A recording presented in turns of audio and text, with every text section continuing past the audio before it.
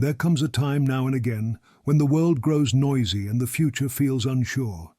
You may sense it lately, as leaders gather high on winter hills, debating matters great and small.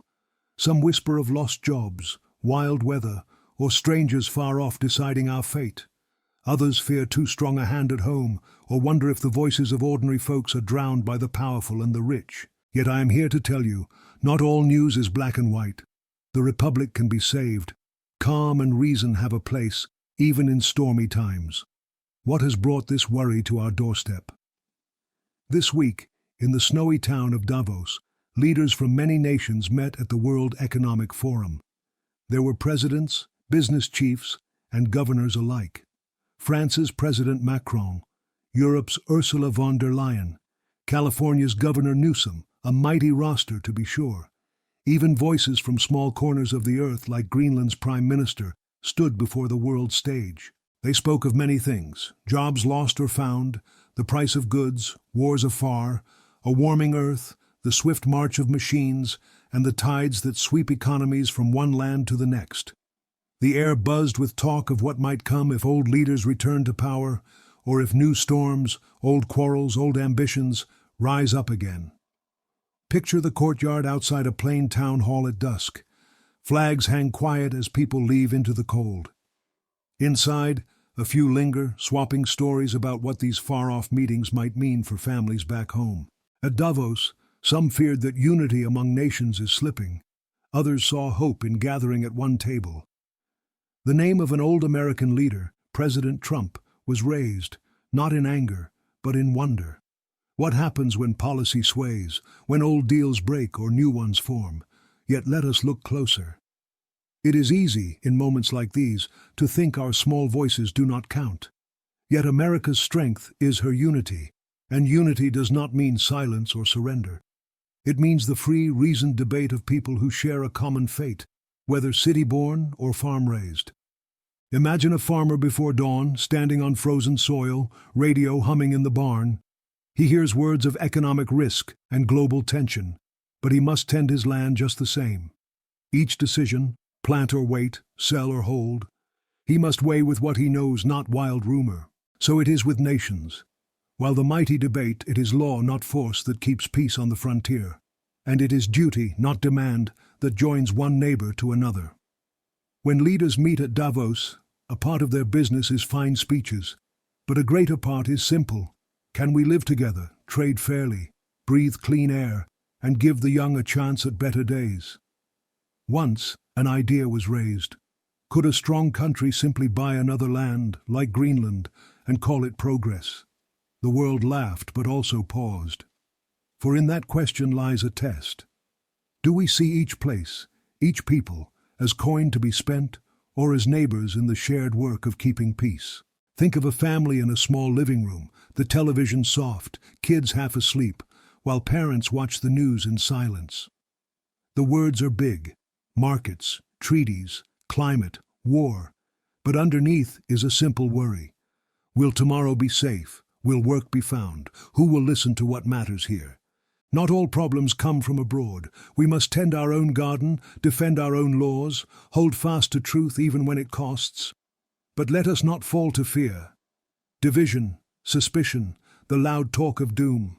These make us weak, not strong. The Republic endures when citizens choose reason over rage, duty over comfort. Consider the busy school gym during an election. Volunteers check lists, neighbors nod. A boy wonders why grown folks seem nervous. There in that room, by quiet hand, a people decides their fate anew. That is free government, not the word of distant assemblies, but the work of local hearts. The leaders at Davos come and go, making promises, raising alarms. Some mean well, some seek only to gain. Yet their efforts, for good or ill, cannot command or end your freedom. The Republic is not held by speeches, nor by men in fine coats, but by laws, and by the virtue of those who keep them. Let history guide us. Times past have seen panic, Wall Street crashes, dust storms, world wars, tides of fear and hope. In each, Americans met crisis first with talk, then with hard work, and always with honor. The world may gather in bright halls, But strength is built on quiet mornings, honest labor, and a neighbor's handshake. America's story is not written elsewhere. It is made, day by day, in the smallest town and the busiest city. The storms abroad are watched, but the roots of the tree grow at home. So as we listen to talk from Davos, of fear, riches, new laws, and old grudges, let us not lose sight of ourselves. We are not bystanders. Each citizen bears a duty, not just to speak, but to steady the ship. Picture a shift change at an old factory, men and women wiping hands, the radio playing world news overhead. Some faces are worried, some tired, but all keep on, because the work must be done, no matter what the newsmen say. Action, guided by reason. This is how a republic faces the unknown. Fear is loud and quick, but courage is steady. America stays strong not by shouting, nor by shutting out the world, but by holding to her best ways while adapting to new storms. Think of a set of railroad tracks stretching from one state to the next, a sign of trade, commerce, and trust.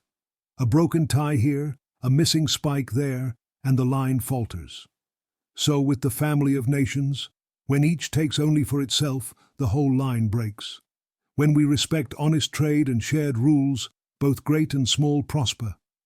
No leader, be he from Paris, Sacramento, Brussels, or the far north, can alone shape the fate of the world.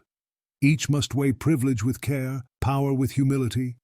True greatness lies in serving, not seizing, in listening, not simply commanding. Envision a town meeting as a storm rattles the windows. Old-timers recall harder times, the young argue for a quicker pace, all feel the push and pull of change. Yet, as the lanterns flicker, they remember. Their future must be chosen together or not at all. This too is the American way. Our republic is built not just on laws, but on the habit of reason, the long patience to work things out together. At home and abroad, law and conscience must rule over pride or panic, over the easy lure of harsh words or quick fixes. The steadier path may seem slow, but it lasts. Imagine, too, a Sunday morning on Main Street. Sunlight glances off windows. Neighbors greet each other at the bakery or on the church steps.